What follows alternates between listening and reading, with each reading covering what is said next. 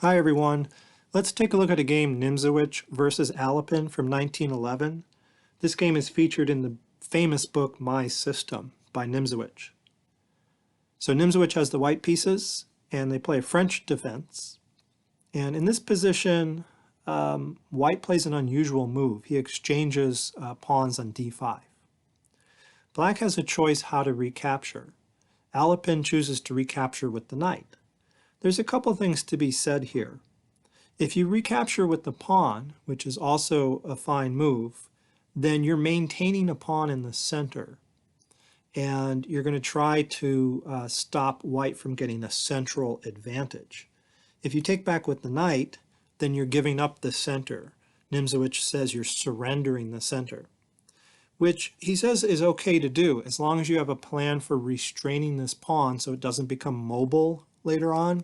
And you may also have a plan to exchange that pawn off. He calls it killing that central pawn. And we'll see what Alapin has in mind here. Okay, knight f3, c5. So Alapin does plan to kill that d-pawn. Okay, now Nimzowitsch exchanges knights, draws the queen forward. I suppose black could also take back with the pawn, opening the diagonal for the bishop.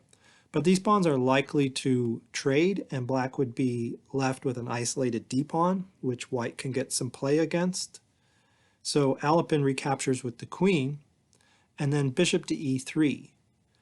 Now, the purpose of exchanging the knights at this point was to get in this move bishop to e3, which the knight is now covering. So if you exchange the knights first, you can put that bishop on e3, and it comes with tempo. Nimzowitsch is always talking about developing moves with a threat. So you're gaining a tempo. Well, what is white threatening in this position? Well, he can take the c5 pawn, and black would not be able to recapture with the bishop because queen takes d5 would remove the defender of the bishop and win a piece. So there's a threat, and Alapin handles it by exchanging pawns on d4. And now let's look at the position. Alapin was successful in eliminating the white pawn center, but it has come at the cost of development. White has two minor pieces developed right now. Black has only the queen developed. And black makes another move that doesn't aid his development. He plays a6. He probably thought it was necessary to keep the minor pieces off of b5. Then bishop e2, and right now Alapin makes what Nimzowitsch would call a beginner's mistake. He snatches the pawn on g2.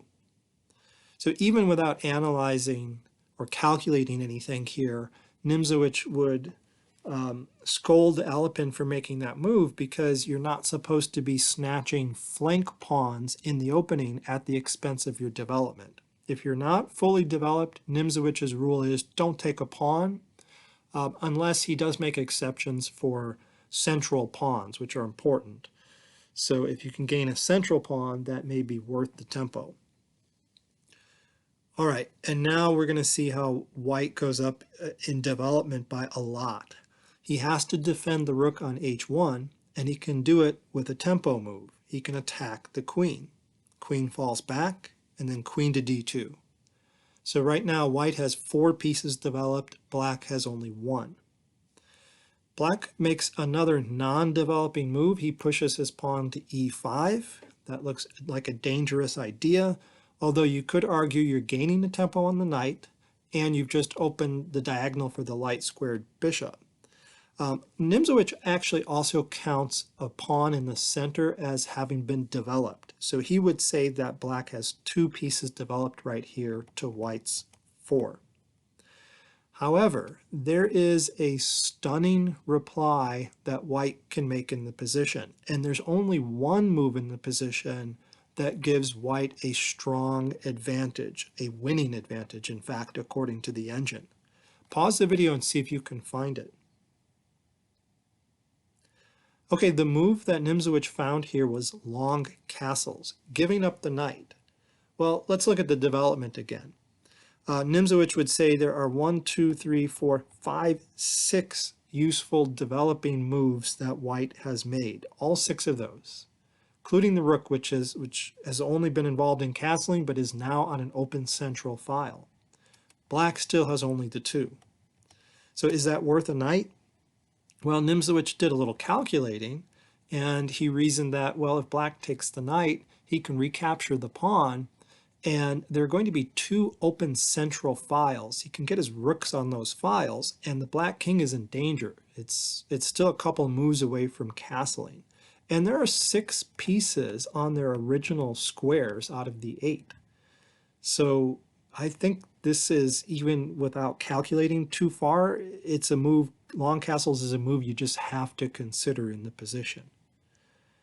All right, Alapin does take the knight. White does have a strong edge, and the engine says he should not take the knight. The engine prefers the move knight b d7, but still white is winning in that case. He takes the knight. And now an important decision. How do you recapture? Again, looking at the engine, it turns out if you take with the wrong piece here, not only is your advantage gone, but you're actually losing. One move in this position, one of these recaptures wins and one loses. And Nimzowitsch made the winning move. Bishop takes d4. There are a few things going for that move. One is the e-file is now cleared for a check. 2 is this bishop and this rook can team up against the g7 square, making it difficult for black to castle. Black needs to castle. He needs to move this bishop out, probably to e7 to block a check, and then get castled. But white's going to get a tempo on the queen's going to move aside, and there's going to be an attack on the g7 square. So that's why you want that bishop there rather than the queen. Also, if you put the queen there, the queen may be subject to a tempo here by the knight on c6, but also if white tries rook hg1 after bishop to e7, trying to put pressure on g7, then the black queen can just move to f6 and block all that pressure there. And it's actually black who is winning. Black's going to get castled and developed and get a move in with a tempo, and everything is fine. Okay, so you want to take with the bishop, and Nimzowitsch did, and then knight c6 was played. I think there's not much difference. The engine says white is winning anyway, but I probably would have considered bishop e7. I mean, you want to get castled, right? So you need to develop your king side. But then rook hg1, as we said, is going to put pressure on that g7 point. Right here, white can defend his bishop on f3 with this move. And actually, now that I look at it, black is completely busted. Not only is that square under attack, but the king is forced to defend the bishop on e7, which is pinned. So castling runs into both queen takes bishop and rook takes pawn check, or bishop takes pawn.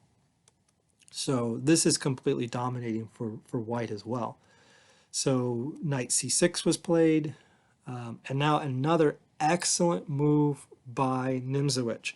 Almost any reasonable move in the position is winning. So there are a lot of great moves here. But pause the video and see if you can think of Nimzowicz's move that threatens a checkmate and is engine approved. Okay, Nimzowitsch played this surprising looking bishop f6. Just an amazing move, just putting the bishop on that square. But here's the threat. There's a couple threats. The threat is queen to d8 check, knight takes queen, and then rook takes the knight with mate. It's a familiar mating pattern with a bishop on this diagonal, a rook there, checking the black king. There's no escape. So that's the threat. You could also even remove the knight first and then play a checkmate with the queen. So there's a couple of ways you can do that. So that's the reason for this move, bishop f6. I wondered, what about instead of bishop f6, bishop b6? Do we have the same threat? For example, can we remove the knight and then play checkmate with the queen? Well, it's not as effective to put it on b6 because the bishop is not defending this square, and we don't have the same kind of bishop and rook mate anymore. So for example, black could play bishop to e6, so the rook is now defending, And then this idea doesn't work. Taking the knight and then playing like this doesn't work because there's an escape square. So bishop b6 is obviously not a good move compared to bishop to f6. Okay, so what should black do here? Well, black took the bishop, which was participating in a mating attack on d8. There wasn't much he could have done. You could consider bishop e6 again to allow the rook to defend, but that loses in a mate in 3. As we said, you take off the defending knight, and then you sack your queen and mate with the rook. So there really wasn't any other move besides queen takes the bishop. But then Nimzowitsch plays rook h e1 check. There actually was a faster way to conclude the game, but this is, according to the engine, a mate in 5, so it's good enough. Bishop e7 was played. Let's look at bishop e6. There's a nice little mate right here. Okay, the bishop is pinned. So bishop e7 was played instead. And now Nimzowitsch removes the knight. King moves over, actually. Let's see what would happen if b takes c6. Well, again, nice little mate with the queen because of the pinned bishop on e7. Or what if we block with the bishop? Well, then there's this check, king moves over, and then there's a back rank mate coming up right there. Okay. So there was nothing black could have done. He tries king f8 and gets mated in 2 moves with queen d8 check. Bishop must capture, and then the rook goes to e8 with mate. So excellent example of, worrying more about your development than the material. Don't snatch that pawn. Get developed as quickly as you can. You can even sacrifice a piece if your opponent's king is still stuck in the center. So very instructive game. Thanks for watching.